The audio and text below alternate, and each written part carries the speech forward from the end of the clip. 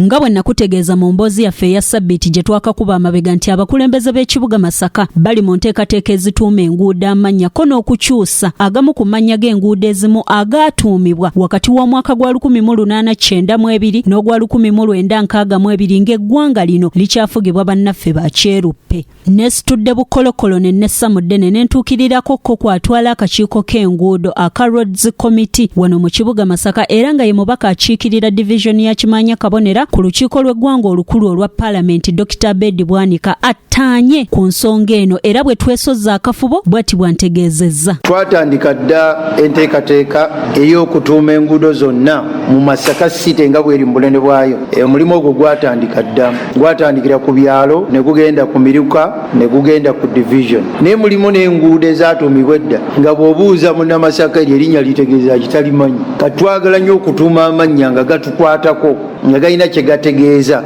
Kati waliwo enguudo ezimu nga tujja zikyusa amannya tuteekeko amannya agalina amakulu ku kitundu kyaffe. Ffe tuli kibuga ky'abalimi, tuli kibuga kya kalisha, tuli kibuga kya ddiini. Ebyo ebibiri ebisembe eddiini ne kalisha bye bigenda okutuleetera abalambuzi. Kati n'ekibuga kyaffe twagala kikwatagane n'ebyo bya kulima, bya ddiini, bya kalisha. Kati n'enguudo zaffe twagala zibe amannya gaazo nga gajjayo ekifaananyi ekyo. Mpuubyeko era olubu lw'ebigere mu yafeesi ya Nankulu w'ekibuga Masaka ngamba Meeya Florence Namayanja okumbuulirako ensonga lwaki baagala okukyusa amannya gano. Nantegeeza nti gano tegalina byafaayo byago. Wabula era nantegeezezzaako nti ng'oggyeko eky'okukyusa amannya g'enguudo ezaatuumibwa edda era balina n'enteekateeka ezituuma enguudo endala ezitaatuumibwa mannya awamu n'ezo empya. Buli muntu kimukwatako okulaba nti tukola ebintu ebiri historical ebinaatuweesa ekitiibwa ekyokutuuma amannya. Kati waliwo oluguudo lw'ensanze simanya baluyita Dderi. Kati Dderi simanya kyekitegeeza n'abaana bange n'abazzukulu tebasobola kitegeera. Waliwo enguudo ze tulina mu kibuga Erigini Street tekyali amanyi Erigini yaani kyava ku ki. Twagala bannamasaka nga tutereeza ekibuga twongereko n'okutereeza amanya. Waliwo proposal ey'okutuuma oluguudo olwo olwa Broadway Muwenda Mutebi ow'okubiri. Ekyo kiri mu process kitambula olw'okuba nti tekijjirawo olunaku lumu kanso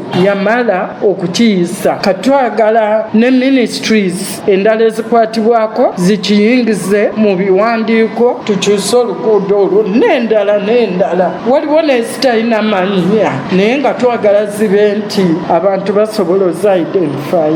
Tujjukira bulungi nnyo ffenna nti mu kusuumuusa kwa zi municipality okuzifuula ebibuga ebinene okw'omulundi oguwedde Masaka yali erekeddwa emabega nga tesuumuusiddwa okutuusa empologoma ya Buganda Ssaabasajja Kabaka Ronald Muwenda Mutebi owookubiri bwe yakangula ku ddoboozi era eddoboozi lye ne liwulirwa. Bw'atyo Masaka naye n'afuulibwa ekibuga ekinene. Mbadde sisobola kubuusa maaso mwami wa Kabaka ow'essaza Buddu Oweekitiibwa Ppookino Jude muleke ku nsonga eno. Bwe ntyo naye mutuukiriddeko wabula ono ekyokukyusa amannya g'enguudo takiwagidde era aliko amagezi g'awadde ku nsonga eno. Ntegeddeko era mmanyi bulungi nti abakulembeze bali mu kugezaako okulaba nga bakyusa ekibuga kyaffe Masaka nga batuuma n'enguudo amannya. Naye nno okuggyawo erinnya ery'omuntu eyakola ekintu eky'enkizo tekitegeeza nti yenkulaakulana. Tulina enguudo nnyingi nnyo ezigenze nga zitondebwawo. Tusobola ozituuma amannya ate enkadde ne zirekebwawo baba nga abantu abo ababbulwamu enguudo ezo ddala balina bye baakola bye tubajjukirirako. Situfaayo oba bagwira oba bannaffe baawano. Tulina oluguudo olujja ku mbuga ya Ppookino. Lwaki temulutuuma Ppookino Road oba oluguudo lwa Ppookino? Kuba bwe tugenda eri Singo baluyita Mukwenda Road olutuuka